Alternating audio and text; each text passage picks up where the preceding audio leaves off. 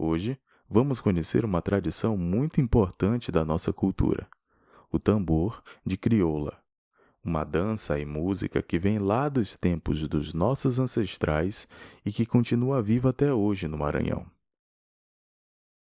O tambor de crioula tem uma história muito forte. Nasceu entre as comunidades negras que vieram para o Maranhão na época da escravidão. Era uma forma de manter as tradições vivas, de se expressar e resistir. Bom, gente, eu sou Rafael, Rafael Neves, estudante de curso de licenciatura em música da UFMA, né? E meu envolvimento no tambor de crioula, eu atuo desde 2005, né? Através do Centro de Cultura Negra do Maranhão, onde eu comecei meu engajamento mais prático dentro do grupo de dança Afro-Abanjá, que tinha um espetáculo chamado Bumba Crioulo, né? Esse espetáculo que trazia números da cultura popular do Maranhão, afro-maranhense, né? Que trazia o Bumba Boi, tambor de crioula, Divino Espírito Santo, Cacuriá, o tambor de mina, dança do corpo e, enfim, era variação assim, a gente carregava, né? E especificamente o tambor de crioula, quando eu comecei meu engajamento mesmo, né, assim que eu adentrei na universidade, que é meu produto de pesquisa também, e segundo as fontes que eu já pesquisei, não tem uma origem certa num local exato, né, mas segundo o que eu já consegui apurar até aqui, né, as pesquisas do Mário de Andrade, né, com a caravana maranhense de folclore, na cidade de Rosário, né, mas já tem registros bem mais antigos do que esse, datados lá de 1870 e poucos por aí, não estou lembrando exatamente a data, mas esses registros eles falavam, né, dessas festividades, as brincadeiras que tinham, em que juntavam pessoas ali quilombolas, né, descendentes de escravizados, que em grande parte moravam em zona rural, trabalhavam com plantação de cana. E sempre no final dos canaviais ali, que eles herdaram essas terras que pertenciam aos senhores da Casa Grande, né? Então, eles, por herança, eles deram continuidade nesse ofício de plantar e colher a cana-de-açúcar, né? E no final da lavoura, eles faziam festas assim. Só que não tem data exata de quando começou, quem começou. Nos próprios relatos dos entrevistados, que o Mário de Andrade, nessa pesquisa, eles diziam, teve uma senhora, não lembro o nome agora, que ela dizia que ela já conhecia através dos avós dela, os avós já cantavam, e os avós relatavam que aprenderam também com os seus antepassados. Mas assim, não tem uma data exata, e a prática do tambor de crioula, né, que antes não envolviam mulheres também, né, segundo uma fonte de pesquisa que tem que na região de Anajatuba, né, e alguns outros municípios que tinham, e ainda tem essa tradição que é a punga dos homens. O tambor de crioula se tornou tambor de crioula mais com uma questão mercadológica, né, que de tanto sofrer perseguição do Estado, né, demonização por parte dos fazedores da lei, né, dos governantes, passaram a adotar uma postura de incluir mulheres, introduzir as mulheres no tambor de crioula, que aí passou a ter uma outra visão, né, mais cultural mesmo, assim, mais, como é que eu posso dizer, mercadológica. Então, uma coisa mais para inglês ver, bem dizer assim, pode chamar assim. As mulheres têm um papel especial no tambor de crioula. São elas que fazem a punga, uma dança carregada de força. Olá, meu nome é Luana Lopes e eu sou coreira. Comecei a minha prática de brincante no tambor de crioula com Catarina Mina com 19 anos. Hoje eu estou com 42, então já tenho 19 anos aí sendo coreira e compartilhando nossa cultura, né? E eu fiquei muito feliz pelo convite, né, de ver alunos de música, né, que geralmente os alunos de música padrão são músicas clássicas, E hoje a gente vê quanto a nossa cultura está abrangendo, contextualizando também esse mundo, né, da música clássica, entrando nesse mundo dos músicos, né? E é uma continuidade da nossa cultura, né? Colocar o músico para perceber essa prática da musicalidade, abrangendo a dança, né? Você acaba agregando também mais conteúdo para referência do seu repertório, né? Porque esse músico ele pode colocar um tambor em outra vertente, né? E dar outro significado para o tambor de crioula. E nós estamos numa época de ressignificação, né? E eu vendo umas coreiras que eu digo que são coreiras também, tocando tambor de crioula as mulheres, né, que é uma linguagem que está se abrindo agora, que houve uma problematização sobre isso, sobre a mulher tocar tambor de crioula, mas mesmo assim uma guerreira, como sempre, né, as mulheres têm que lutar pelo espaço, né. Então, quando houve um tambor de crioula só de mulheres, esse toque feminino, houve uma divergência. Mas elas estão lutando nessa guerrilha e hoje a escola de música está dando continuidade a esse toque feminino também, que é muito rico. Eu estou muito grata por fazer parte dessa história, né? Muito feliz mesmo, parabéns. A coreira tem um fundamento principal, né, do tambor de crioula, de dar alegria, de trazer essa harmonia. E hoje nós passamos também a musicalidade, nós percebemos o quanto a punga tem relação com o toque do tambor. Então, se o coreiro está tocando com vitalidade, com ritmo, a coreira consegue se envolver e pungar e brincar com ele. Hoje eu consegui sentir essa energia aqui com a turma, parabéns. O tambor de crioula também é uma forma de devoção. Muitos grupos tocam em homenagem a São Benedito, considerado o protetor da comunidade. A parte mesmo religiosa, né, temos o nosso patrono, que é no caso São Benedito, né, que é o padroeiro do tambor de crioula aqui em São Luís, e não tem uma data específica, mas nós temos um marco, né, que é do segundo domingo de agosto, se eu não me engano, dia 24 de agosto, é o dia de São Benedito. E a outra data importante também que temos, que é o 18 de junho, que foi 18 de junho de 2007, que foi sancionado, né, proclamado o tambor de crioula como patrimônio cultural e material do Brasil.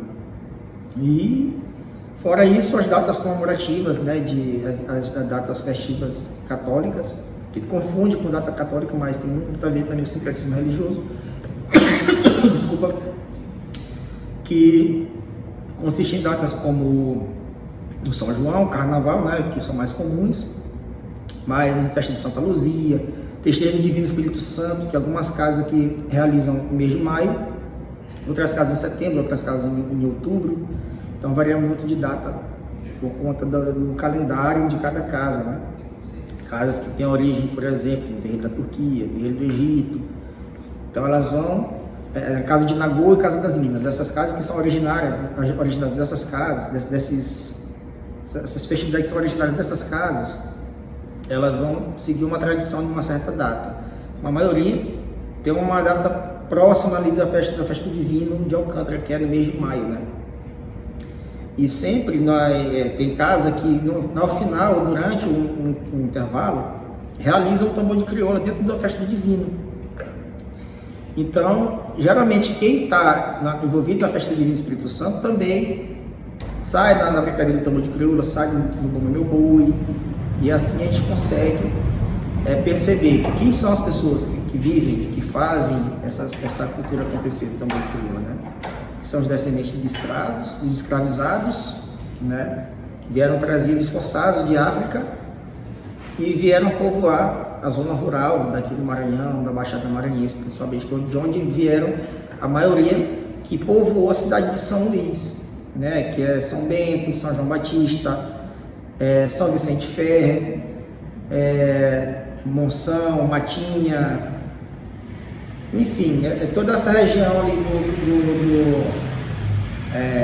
do Baixo Pindaré ali, do Rio Mearim, vieram, né, para cá, para São Luís, com uma história de trabalhar, de buscar uma forma de trabalho diferente, né, de sair dessa questão de trabalhar na zona rural, trabalhar com lavoura, trabalhar com gado, que é o que é a subsistência dessa região, né, que é comum essa prática de trabalho nessa região. E, para além disso, uma mudança também que teve no contexto, né? Que antigamente eram só os mais velhos que participavam. Hoje em dia se vê jovens, né? Crianças envolvidas na tradição do tambor de crioula, que não tinha, era proibido.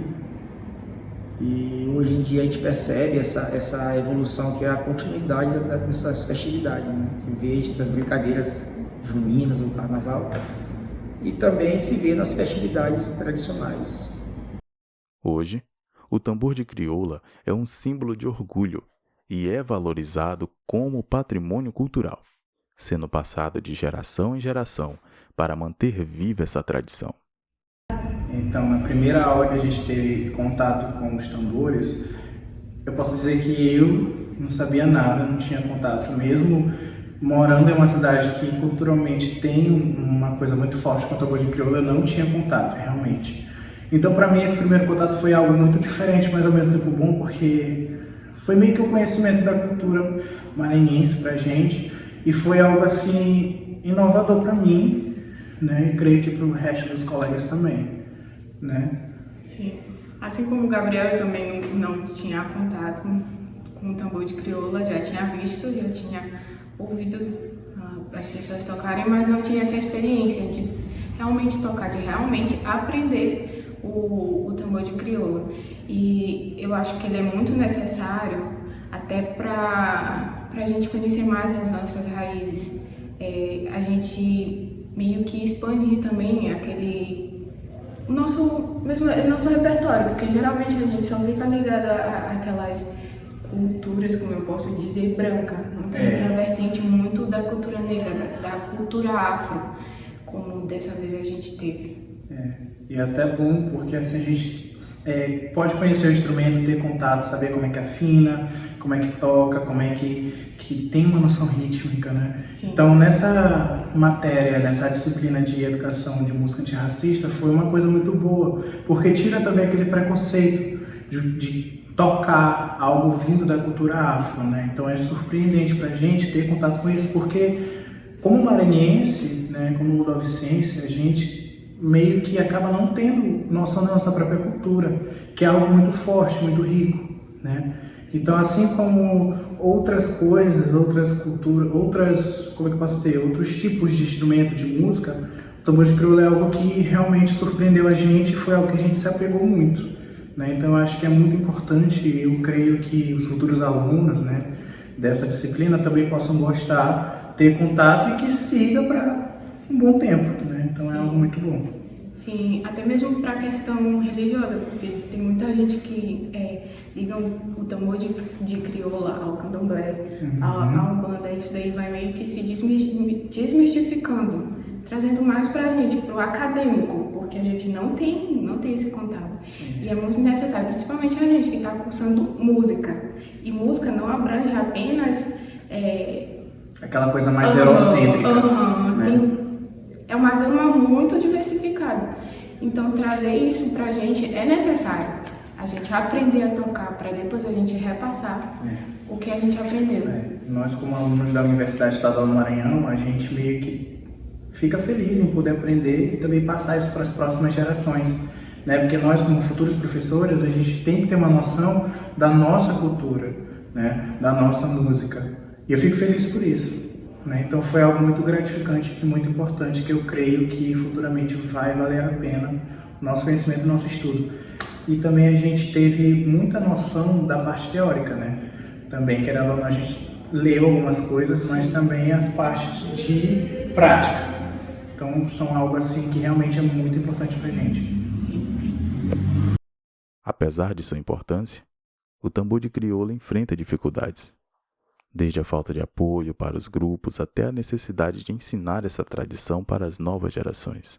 A ideia de incluir a prática do tambor de crioula dentro da universidade começou no ano de 2015, quando eu trabalhei na UFM.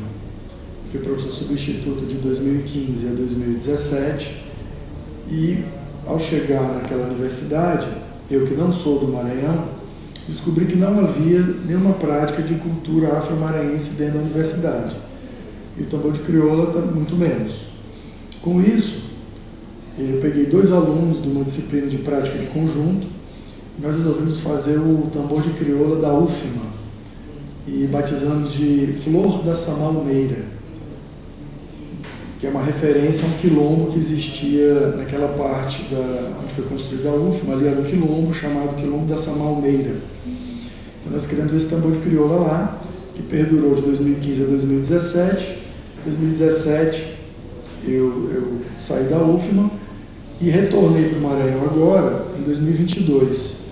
E nós reiniciamos esse trabalho com o tambor de crioula, dessa vez na Universidade Estadual do Maranhão, onde nós fizemos um projeto de educação musical antirracista, como projeto de extensão, onde tinha como principal prática o tambor de crioula, e também criamos um projeto de extensão, o tambor de crioula da UEMA, onde também implanta o tambor de crioula dentro da universidade. Porém, nessa nova matriz curricular, que foi aprovada no final de 2023, que iniciou em 2024, nós criamos a disciplina optativa, Educação Musical Antirracista. Então, o que é uma novidade em qualquer universidade do Maranhão, e também é uma coisa muito rara de você encontrar em outros lugares do Brasil. Então, essa disciplina, ela propõe uma educação musical, como o próprio nome diz, antirracista. Para que isso seja efetivo, a gente optou que ela fosse voltada para a prática musical afro-maranhense ou afro-brasileira. No caso aqui, a gente optou pelo tambor de crioula, que é uma prática musical afro-maranhense, com o intuito de que os professores, que os futuros professores, atualmente alunos da licenciatura em música, pudessem ter um contato mais profundo com essa prática musical. E não adiantaria que se aprendesse a tocar um ritmo numa aula, ou durante 1 hora ou 2. A opção foi que a gente fizesse uma imersão no tambor de crioula e que toda semana nós pudéssemos esquentar os tambores e fazer essa prática musical no pátio do nosso curso. Além disso, nós contamos também com a presença de coreiros, percussionistas do tambor de crioula, que são herdeiros dessa cultura, são herdeiros naturais dessa cultura no Maranhão, que foram convidados para participar das nossas aulas.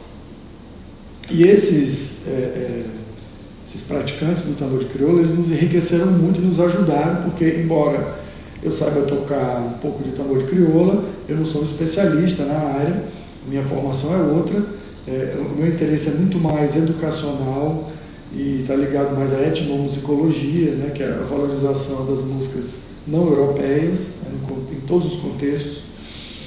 Então, optamos por trazer isso para a formação dos estudantes, para que eles possam, no final de sua formação e na sua vida profissional futura, manter essa tradição, poder traduzir esse aprendizado em práticas educacionais, em práticas educativas, musicais, para enriquecer as novas gerações de maranhenses e mesmo fora do Maranhão, para que eles possam aprender a respeitar essa prática, a valorizar essa prática.